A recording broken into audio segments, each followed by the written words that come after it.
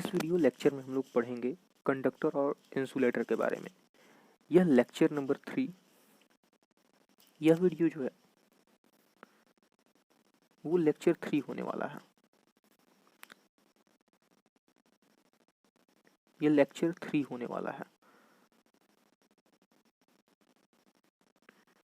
और इसमें हम लोग पढ़ेंगे कंडक्टर और इंसुलेटर के बारे में।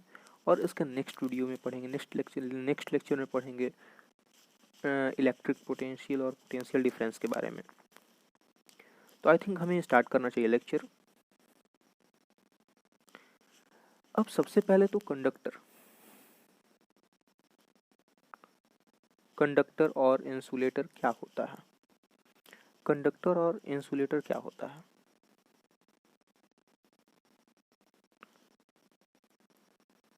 अब कंडक्टर क्या होता है, तो कोई भी चीज, कोई भी मैटर जो इलेक्ट्रिसिटी फ्लो कर सके वो कंडक्टर होता है। अगर मेरे पास एक वायर है, अगर ये वायर है, कोई भी एक ऑब्जेक्ट है जिसके थ्रू इलेक्ट्रॉन पास हो रहा है, तो यहाँ पर इलेक्ट्रॉन पास होना यानी करंट का फ्लो होना। इसे हम लोग नेक्स्ट लेक्चर में पढ़ेंगे, देखेंगे। लेकिन अभी तक के लिए इलेक्ट्रॉन फ्लो होना यानी करंट को पास होना। वैसे पिछले क्लास में भी हम लोग पढ़ चुके थे कि फ्री इलेक्ट्रॉन्स रहते हैं तभी वो कंडक्टर कहा जाता है, कंडक्टर बन पाता है। तो इसमें इलेक्ट्रॉन्स मूव करते हैं, तो यहाँ पर ये कंडक्टर हुआ। अगर देखा जाए तो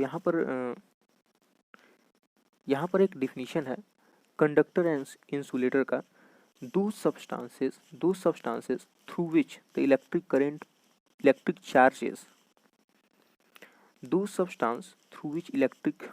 charges can flow called conductor। अब वैसे सब्सटेंस से जिसके थ्रू, कोई हमारे पास सब्सटेंस है उसके थ्रू इलेक्ट्रिक चार्जेस। अब इलेक्ट्रिक चार्जेस क्या हो गया? इलेक्ट्रॉन हो गया। इलेक्ट्रिक चार्जेस जिसके थ्रू, और प्रोटॉन भी होगा। इलेक्ट्रिक चार्जेस जिसके थ्रू फ्लो करें वो कंडक्टर है। इसके बारे में लेटर ऑन और डिटेल में डिस्कस करेंगे। और सबसे पहले तो यहाँ पर देख लिया जाए, अगर एक एग्जांपल लिया जाए हम लोग, अगर हम लोग एक एग्जांपल लेते हैं, अगर हम लोग एक एग्जांपल लेते हैं, सारे लोगों ने तो वायर तो देखा ही होगा। ये कवर मैंने बना दिया और बहुत सारे वायर होते हैं।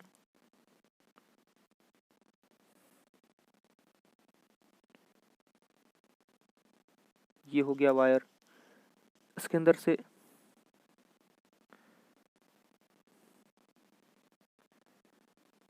अब ये जो डायग्राम है वो हमें क्या बता रहा है, यहाँ पर जो ये सरफेस है, ये वाला जो सरफेस है,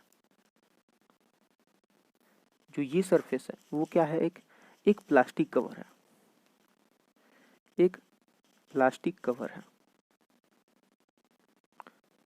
तो प्लास्टिक कवर क्यों लगाया जाता है? क्योंकि हमें करंट ना लगे, हमें झटका ना लगे, इसलिए प्लास्टिक कवर हम लोग लगाते हैं।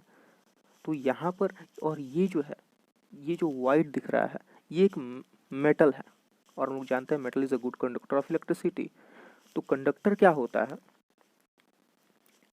कंडक्टर क्या होता है? Those substance through which electricity can flow, those substance through which electricity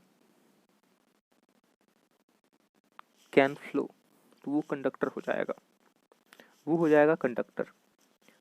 और देखते हैं अब कैसे कंडक्टर वो बनता है। कोई भी ऑब्जेक्ट जो है वो कंडक्टर कैसे बनता है? तो अगर मेरे पास कोई ऑब्जेक्ट है, कोई मैटर है मेरे पास, अगर उनमें जो इलेक्ट्रॉन हो, उसमें अगर जो इलेक्ट्रॉन हो, ये कंडक्टर हो गया सपोज, और जो उसमें इलेक्ट्रॉन हो, क्या हो? वो फ्री इलेक्ट्रॉन हो। फ्री इलेक्ट्रॉन का मतलब उसे भी डिस्कस करेंगे। फ्री इलेक्ट्रॉन हो यानी वो फ्री हो अपने न्यूक्लियस से छूट के एक दूसरे एटम के न्यूक्लियस में जाने के लिए वो फ्री हो। और इस तरह से, और यही होता है मेटल का लूजिंग प्रॉपर्टी। लूजिंग प्रॉपर्टी यही होता है मेटल का, जिसकी वजह से जो एक मेटल है वो कंडक्टर बन पाता है। आखिर इंसुलेटर क्यों नहीं बन पाता है, ये भी तो एक क्वेश्चन आ सकता है। आखिर इंसुलेटर क्यों नहीं बन पाता है? तो ऐसा नहीं है कि इंसुलेटर में चार्ज नहीं होता है, ऐसा बिल्कुल भी नहीं है इंसुलेटर में चार्ज नहीं होता। ऐसा अगर होता कि इंसुलेटर में चार्ज नहीं होता तो हम लोग ने जो सबसे फर्स्ट वीडियो में जो एक एक्सपेरिमेंट किया था कॉम्ब वाला, कॉम्ब एंड हेयर एक्सपेरिमेंट जो हम लोग किया था, तो उसमें तो कॉम्ब तो इंसुलेटर हो गया, फिर भी वो फिर भी हेयर को अट्रैक्ट कर रहा था। कैसे? चार्ज की वजह से। लेकिन फिर भी हम लोग इसे क्यों कहते हैं कि ये इंसुलेटर है, क्यों कहते हैं ये देखते हैं। इसे इंसुलेटर इसलिए कहते हैं क्योंकि इसका जो न्यूक्लियस होता है, इसके इलेक्ट्रॉन को बहुत ही मजबूती से, इलेक्ट्रोस्टैटिक फोर्स जो होता है बहुत ही ज़्यादा होता है इनके बीच का इलेक्ट्रोस्टैटिक फोर्स। इस कारण से जो इलेक्ट्रॉन्स होते हैं वो रब करने पर या फ्रिक्शन के कारण कुछ समय के लिए केवल एक्टिवेट होते हैं, फिर उन्हें न्यूक्लियस अपने पास खींच लेता है। इस वजह से जो होता है इंसुलेटर इलेक्ट्रिसिटी कंडक्ट नहीं कर सकता है। और यही कारण है कि उसके पास फ्री इलेक्ट्रॉन्स नहीं होता, और मेटल के लूजिंग प्रॉपर्टी के कारण उसके पास फ्री इलेक्ट्रॉन हो जाता है और वो करंट फ्लो करता है।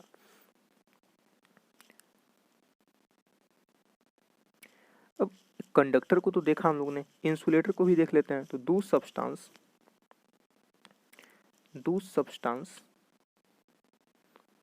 which those substances through which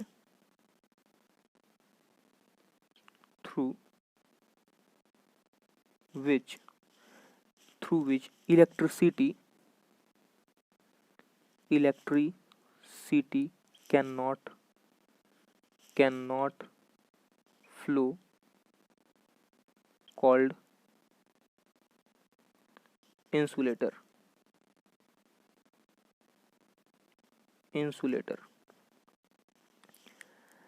अब ऐसा नहीं, पिछले स्लाइड में तुम लोगों ने डिस्कस किया कि आखिर वो भी इंसुलेटर भी क्या करता है, चार्ज बाहर निकालता है, लेकिन कुछ समय के लिए केवल। ऐसा अगर नहीं होता तो आखिर जो ग्लास हो गया, इबोनाइट हो गया, उसे किसी फर के साथ, किसी पंख के साथ रगड़ने पर आखिर वो चार्ज जनरेट क्यों करता? तो ऐसा तो बिल्कुल नहीं है। लेकिन उसका जो इलेक्ट्रॉन है वो फ्री नहीं हो पाता, उसका इलेक्ट्रोस्टैटिक फोर्स बहुत ज़्यादा होता है। अब यहाँ पर डिफिनीशन देख लेते हैं। Those substances through which electric charge can flow are called conductor, and those substances through which the electric charge or electricity cannot flow are called insulator। ये दोनों टर्म समझ में आ गए होंगे शायद। लेकिन ये बात हमें बहुत ही ध्यान रखने वाली बात है कि किसी भी कंडक्टर में वो कंडक्टर तभी बन पाता है जब उसके पास फ्री इलेक्ट्रॉन्स होता है। अब कुछ जो चैप्टर है उसे स्टार्ट करने से पहले ये देख लेते हैं हमें कैसा चीज़ पढ़ना है। तो हमें पढ़ना है इलेक्ट्रिसिटी जो है उसे क्लासिफाइड किया गया है दो पार्ट में, static electricity and current electricity. Static electricity तो हमें अभी नहीं पढ़ना है, हमें करंट इलेक्ट्रिसिटी पढ़ना है। लेकिन स्टैटिक इलेक्ट्रिसिटी क्या होता है? तो वैसा स्टैटिक इलेक्ट्रिसिटी वो होता है जिसमें इलेक्ट्रिक चार्ज जो है वो क्या हो, रेस्ट में हो और स्टेशनरी हो, मूव नहीं करे, इंसुलेटर के केस में जैसे। अब ये जो हो गया, एक एग्जांपल लिया था हमने रब्ड करने वाला, किसी ग्लास को या किसी फर को, पंख को या ग्लास को या सिल्क क्लॉथ को अगर हम लोग रब करते हैं तो ये स्टैटिक इलेक्ट्रिसिटी में आ गया। हाँ, लाइटनिंग जो होता है वो भी स्टैटिक इलेक्ट्रिसिटी में आ जाता है। क्यों आ जाता है? क्योंकि लाइटनिंग होता है तो उसमें तो huge amount of the charges होते हैं, लेकिन फिर भी हमें नहीं वो असर दिखा पाता है। तो यहाँ पर वो क्यों? क्योंकि चार्ज रेस्ट पर होते हैं।